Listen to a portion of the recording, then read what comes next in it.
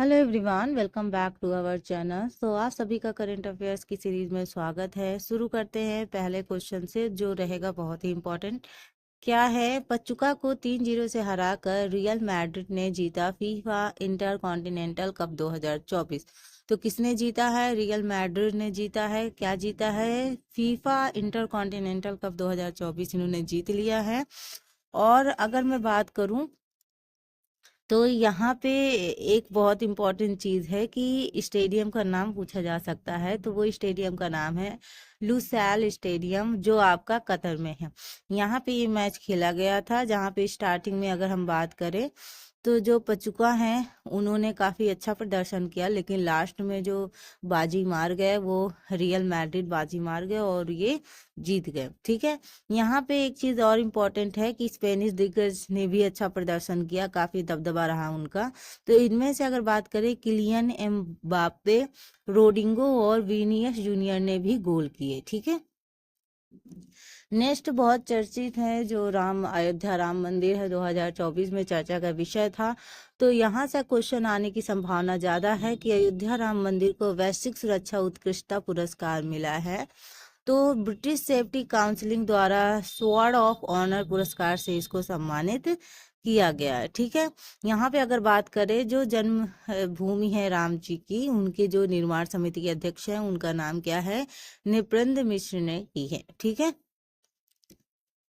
चलिए बात करते हैं नेक्स्ट क्वेश्चन की। बहुत इंपॉर्टेंट है। सूरबाला, ठीक है, जो हिंदी की लेखिका हैं, सूरबाला ने उपन्यास में जीता 34वां व्यास सम्मान 2024। तो इनको 34वां व्यास सम्मान से सम्मानित किया गया है। इनके जो उपन्यास का नाम है वो है कौन देश को वासी, वेणु की डायरी। ठीक है। और ये जो उपन्यास है इसकी शुरुआत हुई थी, मतलब इनकी जो प्रकाशित करने की वो हुई थी जो 2018 में हुई थी। और अगर हम यहाँ बात करें तो इन अमेरिका में रहने वाली ये भारतीय युवाओं के क्या कहते हैं, संघर्ष और जो भी प्रॉब्लम वो डील करते हैं उनके बारे में इस जो उपन्यास है उसमें बताया गया है। ठीक है। 1991 में के बिरला फाउंडेशन द्वारा ये जो ब्यास सम्मान दिया जाता है ये शुरू किया गया था। और इसमें अगर बात करें तो 4 लाख की नगद राशि, प्रशस्ति पत्र और स्मृति चिन्ह दिया जाता है। चयन समिति की अध्यक्षता प्रोफेसर रामजी तिवारी ने की। साहित्यकार हैं ये, इन्होंने स्टार्ट किया। नेक्स्ट बात करेंगे, फीफा बेस्ट अवार्ड 2024 विनीशियस को मिला बेस्ट प्लेयर का खिताब। तो ये जो हुआ था, ये हुआ था 17 दिसंबर को दोहा कतर में किया गया था। ठीक है। यहाँ पे अच्छा प्रदर्शन करने वालों को दिया जाता है, जो खिलाड़ी होते हैं, कोच होते हैं, गोलकीपर्स होते हैं, उनको दिया जाता है। तो यहाँ अगर हमने बात करें तो इन पुरस्कारों का निर्धारण कौन करता है? राष्ट्रीय टीम के कोच करते हैं, कप्तान, मीडिया सदस्य और प्रशंसक जो होती है उनकी वोटिंग प्रणाली के माध्यम से उनको दिया जाता है। ठीक है। नेक्स्ट क्वेश्चन है, नेट साइबर ब्रांड ने सबसे तेज टेस्ट शतक का रिकॉर्ड बनाया है। तो ये हुआ है 15 दिसंबर 2024 को। इंग्लैंड ने दक्षिण अमेरिका के ब्लूमफोर्टेन स्थित मंगाउंग ओवल में महिला क्रिकेट में ऐतिहासिक प्रदर्शन किया है। और यहाँ अगर बात करें तो नेट स्क्वायर ब्रंट और माया बुलिसी ने अद्भुत मतलब रिकॉर्ड बनाया है। बाद में मतलब अगर हम इसकी बात करें, स्कीयर ब्रांड ने महिला टेस्ट में सबसे तेज शतक बनाया और बूशियर ने टेस्ट डेब्यू पर शतक जड़ा। उसके बाद एक रिकॉर्ड बनाने से पहले ही ये आउट हो गए थे। ठीक है। किरण मजूमदार शाह ने बायो साइंसेज नेतृत्व के लिए जमशेदजी टाटा पुरस्कार जीता है। तो यहाँ पे अगर बात करें, भारतीय सोसाइटी फॉर क्वालिटी यानी SQU द्वारा प्रतिष्ठित है ये। जमशेदपुर टाटा पुरस्कार से इनको सम्मानित किया गया है। ठीक है। और अगर बात करें यहाँ पे तो ये क्या है, बायोकॉन ग्रुप के चेयरपर्सन है। ठीक है। और यह पुरस्कार उनकी 1978 से चली आ रही अग्नि कोशिकाओं को मान्यता देता है, जिसमें बायोकॉन को जैव प्रौद्योगिकी उद्योग में विश्व नेता बनाया और दुनिया भर के रोगियों पर सकारात्मक प्रभाव डाला है। ठीक है। RBI ने एडलवाइस समूह को दी बड़ी राहत, 5 महीने बाद हटाया प्रतिबंध। ठीक है। तो यहाँ पे भारतीय रिजर्व बैंक की बात करें, RBI, एडलवॉइस ग्रुप की दो संस्था हैं जिनका नाम है ECL फाइनेंस लिमिटेड और एडलवॉइस एसेट रिकंस्ट्रक्शन कंपनी लिमिटेड पर जो भी प्रतिबंध लगाए गए थे उनको हटा दिया गया। तो ये प्रतिबंध 2024 में नियामक अनुपालन समिति से चिंताओं के कारण हटाए गए हैं।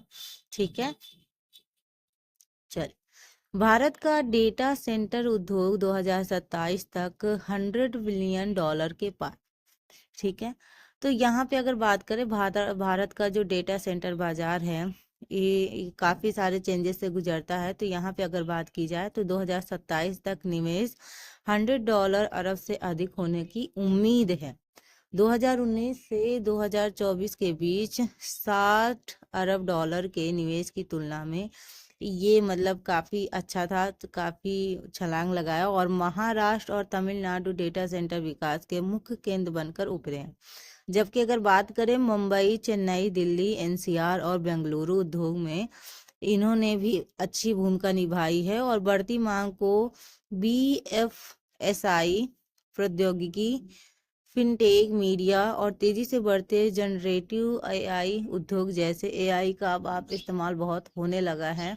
AI से तो रियल और जो रियल नहीं है उसका भी पता नहीं चलता है। आजकल देखो यूट्यूब में भी बहुत सारे वॉइस है, मतलब पूरा डायग्राम की तरह पूरा हर चीज ऐसा होता है ना कि जैसा ऐसा लग रहा है कोई रियल ही पर्सन है, उसको लोग बिलीव भी कर लेते हैं। तो AI का बहुत ज्यादा मात्रा में इस्तेमाल हो रहा है। ठीक है, भारत ने महिला जूनियर एशिया कप का खिताब जीता। तो भारतीय महिला जूनियर हॉकी टीम ने मस्कट ओमान में ही आयोजित किया गया था। तो यहाँ पे इन्होंने चीन को 3-2 से हराकर अपनी महिला जूनियर कप की खिताब जीत लिया है। और अगर बात करें 2023 संस्करण की पूर्व विजेता भारत ने 10वीं महिला जूनियर एशिया कप की एक रोमांचक पेनल्टी शूट आउट में जीता है, जब मैच रेगुलेशन समय में 1-1 से ड्रॉ हुआ। ठीक है, इस जीत के बाद अगर कहें इस जीत के साथ या इस जीत के बाद भारत 2025 FIH महिला जूनियर हॉकी विश्व कप के लिए चिली में क्वालिफाई कर गया है। ठीक है, जो 2025 में होगा और साथ ही चीन, जापान, दक्षिण कोरिया और मलेशिया भी क्वालिफाई हुए। ठीक है, अर्जेंटीना के राष्ट्रपति को दी गई इटली की नागरिकता। तो इटली ने हाल ही में अर्जेंटीना के जो राष्ट्रपति हैं जॉवियर मिलेई को उनके इतालवी पूर्वजों के आधार पर, ठीक है, नागरिकता दी है। ठीक है, और अर्जेंटीना में आलोचना भी हो रही है इस चीज की। और अगर बात करें तो ये जो इटली की नागरिकता कानून पर जारी बहस को उजागर करता है और यहाँ पे थोड़ा सा आलोचना इस चीज की हो रही है कि नीति उन बच्चों के साथ अन्याय करती है जो इटली में पैदा हुए हैं, अक्सर नागरिकता से वंचित रहते हैं।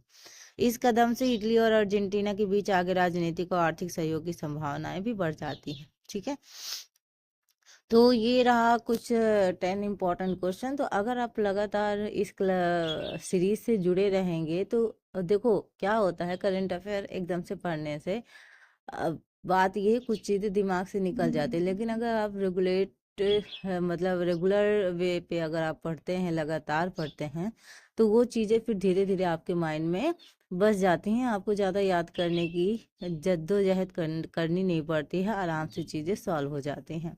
तो आई होप आपको ये वीडियो पसंद आया होगा। अगर पसंद आया लाइक शेयर सब्सक्राइब कर दें। Thank you for watching.